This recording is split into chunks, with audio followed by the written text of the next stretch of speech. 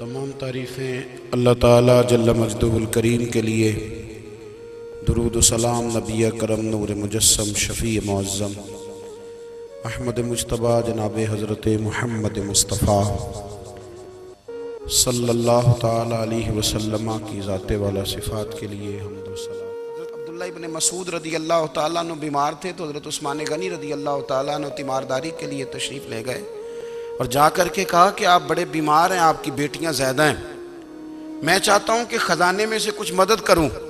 تو سیدنا عبداللہ ابن مسعود رضی اللہ تعالیٰ عنہ اٹھ کے بیٹھ گئے اور کہنے لگے، امیر المومنین، اللہ آپ کو میری طرف سے، میری بیٹیوں کی طرف سے بہتر صلہ دے، میری بیٹیوں کو کسی خزانے کی ضرورت نہیں، میں نے انہیں خزانہ دے دیا ہے۔ کہا جناب آپ نے کون سا خزانہ دیا ہے، میں آپ کے مالی معاملات کو جانتا ہوں۔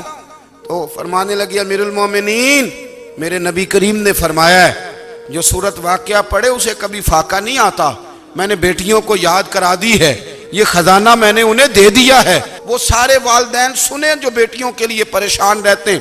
حضرت عبداللہ ابن مسعود نصیحت کر رہے ہیں، فرمانے لگے میں نے صورت واقعہ یاد بھی کرا دی ہے، پڑھنے کی عادت بھی ڈال دی ہے۔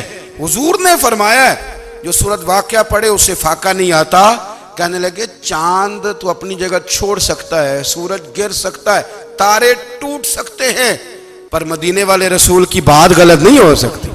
حضور نے فرمایا فاقہ نہیں آئے گا تو انشاءاللہ کبھی بھی نہیں آئے گا۔ کرنے کا کام یہ ہے کہ ہم اپنے معاملات، اپنی عبادات، اپنی دعائیں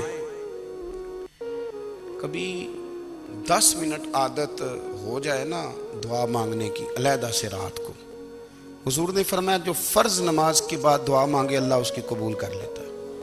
نبی پاک صلی اللہ تعالیٰ علیہ وسلم نے فرمایا اللہ مسافر کی دعا قبول فرماتا ہے۔ حضور نے فرمایا اللہ مظلوم کی دعا قبول فرماتا ہے۔ حضور نے فرمایا بیمار سے دعا کراؤ اللہ اس کی دعا قبول فرماتا ہے۔ میرے نبی پاک نے فرمایا ماں باپ جب بھی اولاد کے لیے ہاتھ اٹھائیں، ویسے تے بلے شاہ تو آسمانی اڈدیاں ہی پھڑ دیں، جڑا گھر بیٹھا انہوں بڑھیا ہی نہیں۔ حضور فرمانے لگے ماں باپ جب بھی اولاد کے لیے دعا فرمائیں اللہ ان کی دعا کو قبول کرتا ہے۔ آپ اپنا تعلق بنائیں، دعا کے ساتھ، عبادت کے ساتھ، مصلی کے ساتھ رشتہ بنائیں، استغفار پڑھیں۔ صلاح الدین ایوبی صلیبی جنگوں میں تھے، رات کو مسجد اقصی میں نماز پڑھی تو پریشان تھے۔ ایک بزرگ سے ملاقات ہوئی تو وہ کہنے لگے کہ آپ بڑے پریشان ہیں۔ کہنے لگے حضور پریشان اس لیے ہوں کہ پہلے ہی مسلمان کمزور ہے، اب میں نے سنا ہے دشمن کا ایک بحری بیڑا وہ جنگی سامان سے بھرا ہوا آ رہا ہے، تو اب ان کے پاس اور تلواریں اور نیزے آ جائیں گے، مسلمانوں کے پاس پہلے ہی وسائل کی کمی ہے، پریشان ہو کس طرح کر کے مقابلہ کریں گے۔ یہ بات کہتے ہی صلاح الدین ایوبی نے بزرگوں سے کہا حضور آپ بھی دعا کرنا، دعا کی بڑی طاقت ہے۔ میرے نبی پاک نے فرمایا دعا مومن کا ہتھیار ہے، دعا مومن کا۔ حضور نے فرمایا تقدیر کو سوائے دعا کے کوئی چیز نہیں بدل سکتی، دعا مومن کا ہتھیار ہے، یہ کافر کے پاس کوئی نہیں، یہ ہتھیار ہے مومن کا۔ اللہ کرے آپ کو سمجھ آئے، پھر سنیں، کئی بار کہہ چکا ہوں یہ ہتھیار ہے۔ کافر کے مقابلے میں جو تیرے پاس سب سے بڑا ہتھیار ہے وہ دعا ہے۔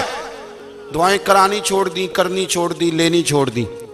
حضرت سیدنا انس بن مالک رضی اللہ تعالیٰ عنہ فرمایا کرتے تھے میں نے وہ رنگ دیکھا ہے جب حضور دعا مانگتے تھے اور حضور کی مقدس آنکھوں میں آنسو بھی ساتھ ہی بہا کرتے تھے، میں نے وہ انداز دیکھا ہے۔ تو صلاح الدین ایوبی بزرگ سے کہنے لگے آپ بھی دعا کیجیے، اور خود رونے لگے اور سر سجدے میں رکھ کے رونے لگے، اور عشاء سے لے کر فجر تک روئے، خوب روئے۔ صبح وہ بزرگ آئے تو صلاح الدین ایوبی کا خوبصورت اور ہنستا ہوا چہرہ دیکھا، کہنے لگے آپ بڑے خوش ہیں، رات تو میں نے بڑے روتے ہوئے دیکھا تھا۔ تو کہنے لگے حضور وہ جو بحری بیڑا آ رہا تھا نا وہ پانی میں ڈوب گیا ہے، اب وہ نہیں آ رہا، ابھی خبر آئی ہے تو میں بڑا خوش ہوں۔ بزرگ کہنے لگے اٹھ سینے سے لگ، اور سن ایک بات، وہ بحری بیڑا پانی میں نہیں ڈوبا، وہ تیرے آنسوؤں میں ڈوب گیا ہے۔ وہ جو تو رات رویا ہے نا رب کریم کی بارگاہ میں تو وہ ڈوب گیا ہے۔ بھائی اپنا مصلی کا، عبادت کا، وظائف کا، اللہ اللہ کا سلسلہ اس کو مضبوط کریں، اپنی دعاؤں کے تعلق کو مضبوط کریں۔ دعائیں بڑے انقلاب برپا کر دیتی ہیں۔ ہم تھوڑے تھوڑے نا جب سے خشک ہوئے ہیں نا، خشک، اور میری تو جماعت ہی صوفیاء کی جماعت تھی، ہم تو داتا علی اجمیری کی جماعت سے، ہم تو خواجہ اجمیری کی جماعت سے، ہم تو شیخ احمد فاروق سرہندی کی جماعت سے، ہم تو صوفیاء کی جماعت۔ ہماری جماعت نے بھی وہ تعلق جو ہمارے بزرگوں نے بنایا تھا۔ بزرگ اللہ کے قریب کیسے جاتا ہے؟ ہمارے یہاں نا بہت سارے لوگ کہتے ہیں جی نظر ہو گئی تو کام ہو گیا۔ بھئی جو بخاری مسلم میں طریقہ ہے نا اللہ کا قرب پانے کا، وہ تو نفل ہے۔ نبی کریم علیہ السلام نے فرمایا بندہ نفلوں کے ذریعے رب کے قریب جاتا ہے، اور اتنا قریب جاتا ہے کہ پھر اللہ اس کی زبان بن جاتا ہے، اللہ اس کی آنکھیں بن جاتا ہے، کان بن جاتا ہے، ہاتھ اور پیر بن جاتا ہے۔ تو یہ تو عبادت ہے، یہ تو اللہ کی بارگاہ کی حاضری ہے جو آپ کو اللہ کے قریب کرے گی۔ تو اپنے نماز کو اہمیت دے کے ادا کریں، نمازیں موبائل بند کر کے ادا کریں۔ دیکھیں نا کچھ لوگ کہتے ہیں مجھے ٹائم نہیں ملتا نماز کا، تو میں کہتا ہوں یہ آپ نے بڑی جرت کی بات کی ہے۔ مجھے کو میرا پیر بھائی کہہ دینا میرے پاس ٹائم نہیں آپ کو ملنے کا، تو میں کہتا ہوں آج کے بعد آنا ہی نہ۔ تو کیا سمجھتا ہے تو بہت بڑا آدمی ہے، تیرے پاس ٹائم نہیں ہے اور ہمیں ملنے کا ٹائم، موج کر۔ تو آپ نے اللہ رسول کو کہہ دیا ٹائم نہیں۔ اور عجیب فلسفہ ہے نا، کہا جائے نماز پڑھنے آؤ تو کہتے ہیں کپڑے ٹھیک نہیں، اور کہا جائے کہ آؤ ذرا دعوت پہ چلیں تو کہتے ہیں 1 منٹ ٹھہر میں کپڑے بدل کے آیا۔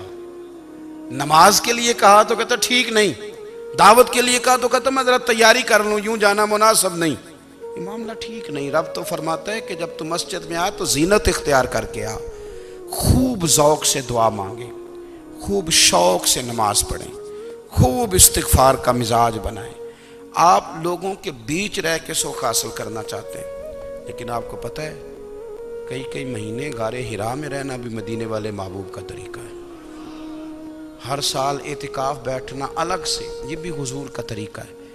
مسجد نبوی کے اندر دروازہ کھلتا تھا نبی کریم کا، پر گھر کے اندر نفل پڑھے نبی پاک، اور حضور فرماتے ہیں کچھ نفل نماز گھر میں بھی پڑھا کرو، گھر کو قبرستان نہ بناؤ۔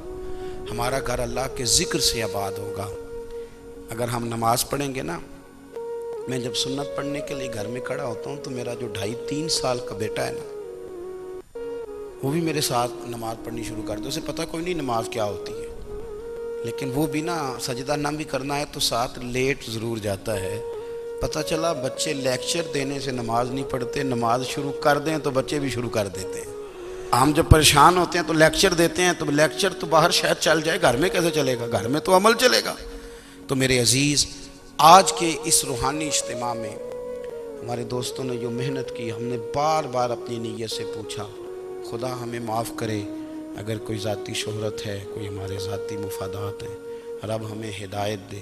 ہماری یہ خواہش تھی کہ روحانی اجتماع ہمیں تھوڑا سا اللہ اور اس کے رسول کے جانب مائل کرے، کچھ ہمارا رشتہ مصلی کے ساتھ مضبوط کرے۔